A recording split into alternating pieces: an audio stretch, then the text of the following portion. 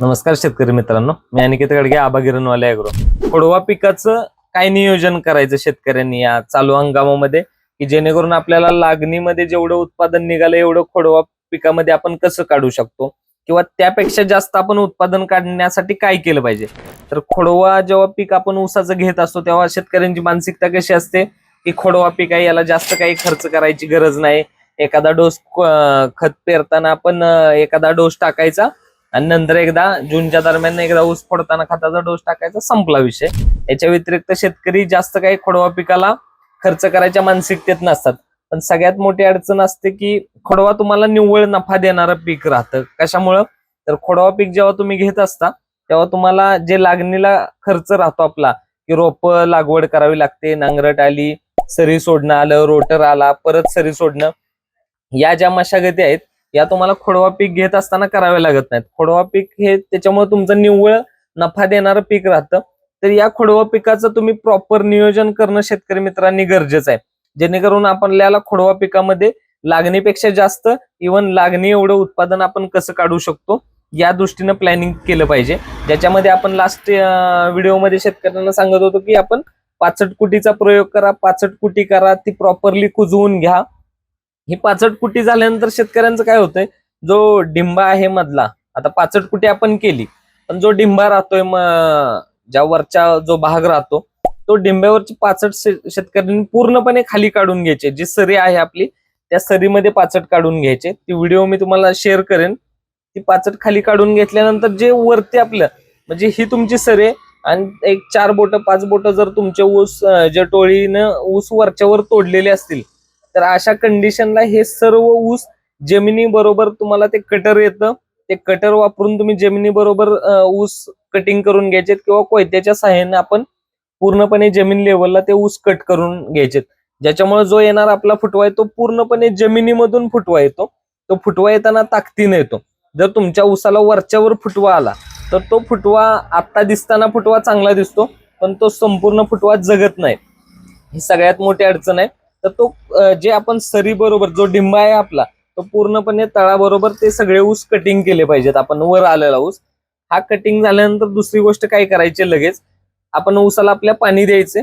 पाणी दिल्यानंतर हे पहिलं पाणी झालं, बगला मारायच्या आधी हे पाणी दिलेलं आहे आपण, हे पाणी द्यायचे आणि पूर्ण आपल्या खोडवा पिकाला आळवणी करायचे.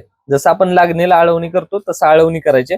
आळवणीसाठी आपण सिस्टमॅटिक कॉन्टॅक्ट बुरशीनाशक न घेता सिस्टमॅटिक बुरशीनाशक, त्याच्यामध्ये एखादं कीटकनाशक, त्याच्यामध्ये क्लोरोविस-10 किंवा ट्रॉट कीटकनाशक घेऊ शकताय, किंवा एव्हिडंट आहे, लेसेंटा डिसीज तुम्हाला हुमणीचा प्रादुर्भाव वाटत असेल तुमच्या पिकाला, खोडकिडीचा, तर त्या अनुषंगाने जे बुरशीनाशक जे कीटकनाशक गरजेचं असतं ते घ्यायचे.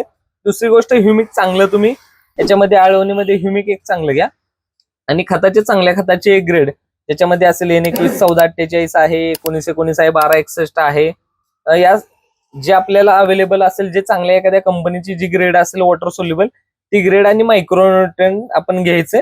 आणि त्या सर्व गोष्टींची आपण आळवणी खोडवा पिकाला एकरी 15 ते 20 पंपाचा आळवणी घालायचे. फक्त आळवणी करत असताना काळजी काय घ्यायची, जो आपण आळवणी करणार आहे, जे आपण पाणी पाजणार आहे आधी, त्या पाण्याने डिंबा जो आहे आपले सरी, जो जिथं ऊस आहे आपला, तो डिंबा अगदी योग्य प्रकारे ओल असलेला पाहिजे. म्हणजे थोडस ते पाणी जे राहतं सरीतनं आपण पाणी पाजलं तर ते पाणी असं पाजा की हळूहळू पाणी पिलं पाहिजे, जेणेकरून तुमचं पूर्ण डिंबा ओला होऊन जाईल. ज्याच्यामुळे जे आपण आळवणीचं औषध आहे ते पूर्णपणे लगेच पाण्यात मिक्स होऊन तुमच्या सर्व ते जमीन आहे तिथं सर्व मिक्स होऊन जाईल. नाहीतर तो डिंबा पूर्णपणे कोरडा असेल आणि आपण जर आळवणीचा प्लॅन केला तर तो सक्सेसफुल होणार नाही.